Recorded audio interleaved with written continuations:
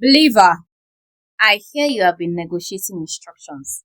Are you sure you're ready for this faith walk at all? I'll share my story, but first let's talk about Moses, a martyr of faith. Oh, we know his story, how he ended his life's journey, and what led to him not entering the promised land.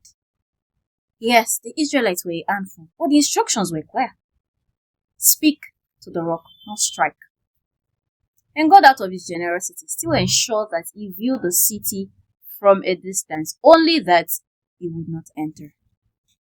Well, some of us might consider the Lord's judgment probably a bit cruel, but that's just to say instructions are instructions. And in a bid to dance around them, you won't get a full reward.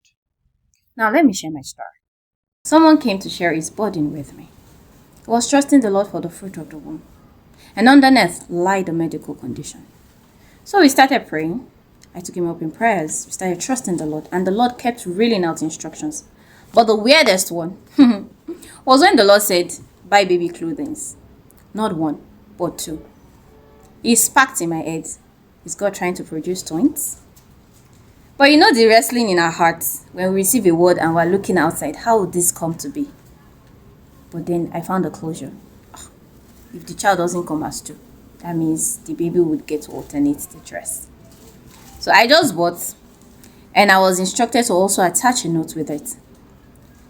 And I was to add a title. The person is a familiar person, but don't use the person's name. That was how the Holy Spirit said it. You're wrapping a chill gift. So just title it Daddy Beach. I did, and I gave out the gift. Yes, they got pregnant. And one day, this person was sharing with me that they're expecting twins. I was blown away. I was overwhelmed. So I was counting down to delivery as well. And yes, the Lord did it. Not one, but two. In closing, Proverbs 19:3. A man ruins his own life with his foolishness, and his heart resents the Lord. You're wondering, who is a foolish man? Same Proverbs 19:20 says, get all the advice and instruction you can, so the rest of your life you will be counted among the wise. Get all the advice and instruction you can. So you see, instruction is not one to dance around, it is one to follow.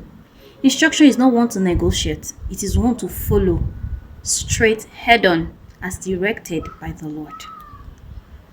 So we don't get to ruin our own lives by our foolishness, and our heart begins to resent against the Lord.